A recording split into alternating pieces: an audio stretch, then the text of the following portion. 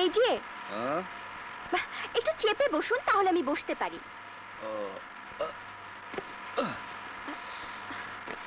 Thank you. Welcome. আরে এত সুন্দর মালটা ওইখানে গিয়া বসলো, সারা পোড়া কপাল।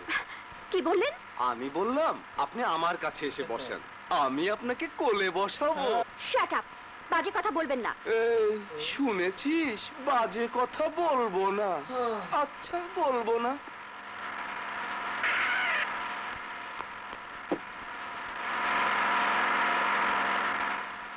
আপনি উঠলেন কেন?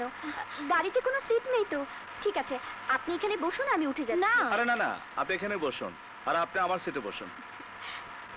Thank you. এখন মনে হচ্ছে আপনি সত্যি একজন ভদ্রলোক। আরে, আপনি পিছনে গিয়ে বসুন, আমি একটু ম্যাডামের পাশে বসি। এসব কি হচ্ছে? আপনি আপনার সিটে চলে যান, ওনাকে বসতে দিন।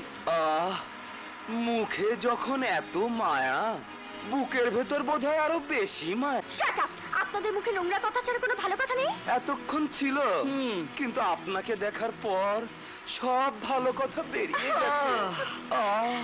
রসে ভরা রসগোল্লা।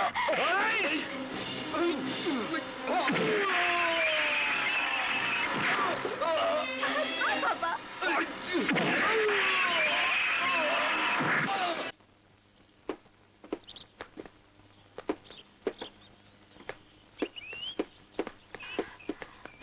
এই যে শুনুন শুনুন, আপনি যেমন করে ঘুষি মারলেন না, মনে হলো যেন একটা ফুল ফাইটিং রঙিন চিত্র দেখলাম। আপনার নামটা কি সালমান খান, অজয় দেবগন না ঋত্বিক রোশন? ওগুলো একটা আমার নাম না। আরে শুনুন শুনুন, প্লিজ রাগ করবেন না। আপনি আমার এত উপকার করলেন, আমাকে বাঁচালেন, আপনাকে একটা থ্যাংক ইউ দেওয়া দরকার। দিন। থ্যাংক ইউ মিস্টার, ইয়ে মানে আপনার নামটা? নাম দিয়ে কাম নেই। আরে শুনুন শুনুন, এমন নিষ্ঠুরের মতো ব্যবহার করছেন কেন? আপনি কি ওই গল্পটা পড়েছেন, ইঁদুর আর সিংহের গল্প? সিংহ যখন জালে আটকা পড়লো, ইঁদুর তখন তাকে বাঁচিয়েছিল। আমি আপনাকে একদিন বাঁচাতে পারি, মানে আমি আপনার উপকারে আসতে পারি। প্লিজ নামটা বলতে তো দোষ কোথায়? মানে আপনি কি করেন? ওকে ওকে, আমার নাম স্বাধীন, আমি পুলিশ সাব ইন্সপেক্টর। তুমি আমাকে ভালোবাসো? কিরে হারামজাদি পোড়ামুখী, তুই ট্রেনিং নিয়ে ফিরে আসার পর আমাকে জানালি না কেন? জানাবার সুযোগ পাইনি রে, জানাবার আগে আগে আগে কি হয়েছে? কিছু না। বাজ্যুমুখী, কলেজে তো পাশাপাশি না বসলে, বাজি ধরে ফুচকা না খেলে, একদিন দেখা না হলে কেঁদেই ফেলতিস। আর ট্রেনিং থেকে ফিরে এসে একবার আমাকে ফোন পর্যন্ত করলি না। জানিস, ট্রেনিং এ সারাক্ষণ তোর কথা মনে পড়ে। আয় একদম ভুল মারবি না। তুই ঠিকই ধরতে পারিস। কেন পারবো না বল? তোর বাল্য বান্ধবী আমি ছাড়া আর কে আছে?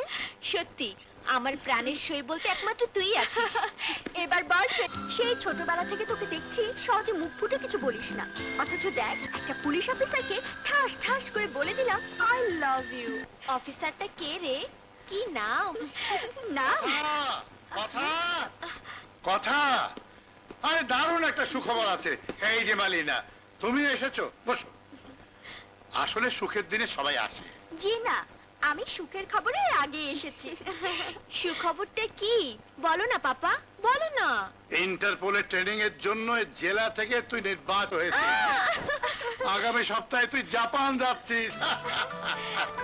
ওয়াও, কি রে, তুই হুররে বলে চিৎকার দিয়ে আমার গলা জড়িয়ে ধরে বলবি, তারা তুই মুখ কালো করে বসে আছিস, কি ব্যাপার? ব্যাপার কি আঙ্কেল, বয়স হয়েছে তো, তাই পাপার চেয়ে আর কাউকে জড়িয়ে ধরার ইচ্ছে হয়। না পাপা, তুই খুশি হসনি? অবশ্যই দারুণ খুশি হয়েছি।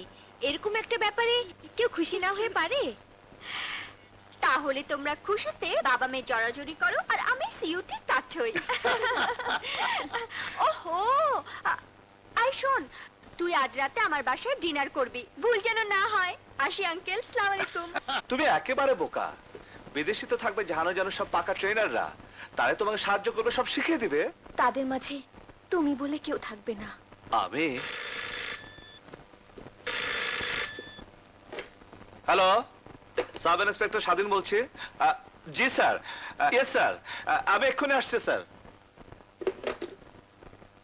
কথা চেয়ারম্যান সাহেব ডেকেছেন, এক্ষুনি আমাকে যেতে হবে। মন খারাপ করো না, ঠিক মতো ট্রেনিং দিয়ে ফিরে এসো। সবার মধ্যে প্রথম হওয়া চাই। Bye bye.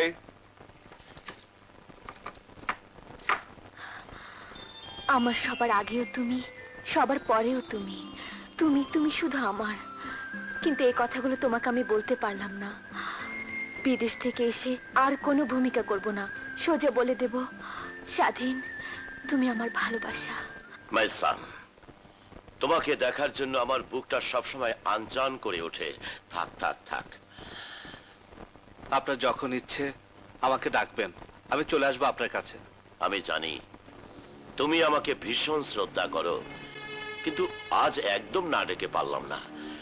মানে ওই নারী কমিটির নাম তো শুনেছো? হ্যাঁ হ্যাঁ। ওরা আমার কাছে কিছু সাহায্য চেয়েছিল।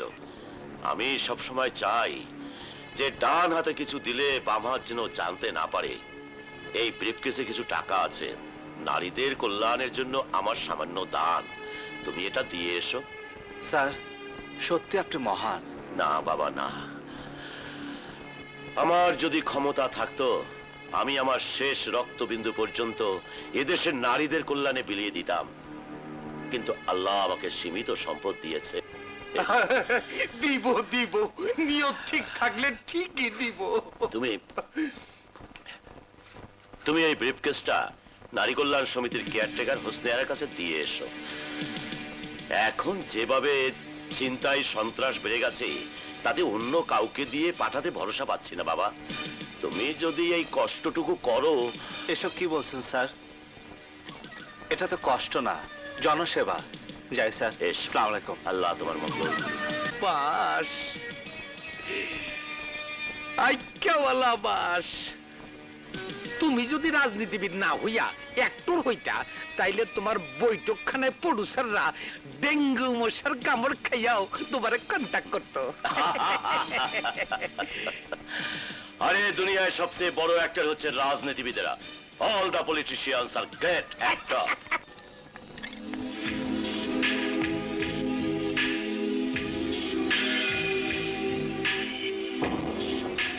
আসসালামু আলাইকুম। আরে ইন্সপেক্টর সাহেব যে, এখন ইন্সপেক্টর হয়নি, সাব ইন্সপেক্টরই আছি। আপনার নারী কল্যাণ সমিতির জন্য স্যার কিছু টাকা পাঠিয়েছেন। আহা, চেয়ারম্যান সাহেবের মতো মহান লোকের কোনো তুলনাই হয় না। উনি আছেন বলেই তো আমরা বেঁচে আছি। বসুন, চা খাবেন? না, আমার আবার অফিসে যেতে হবে, ডিউটি আছে। আসসালামু আলাইকুম। বলেন।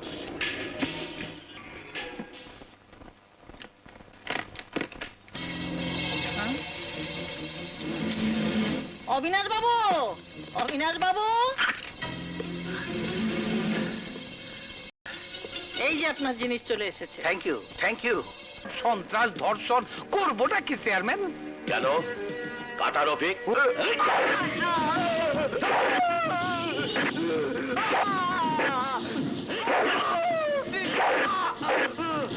আমাকে মাফ করে দাও রফিক ভাই, আমাকে মাফ করে দাও।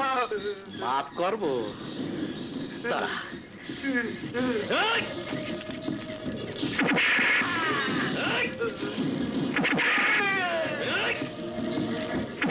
গেলাম রফিক ভাই, মরে গেলাম। সুয়েরের বাচ্চা, তুই আমার বিরুদ্ধে কথা বলেছিস। তুই আমার নামে রিপোর্ট লিখাতে গেছিলি। মানুষ গুলি করে মারে, ছুরি দিয়ে মারে, আমি তো পাড়ায় পাড়ায় মারবো।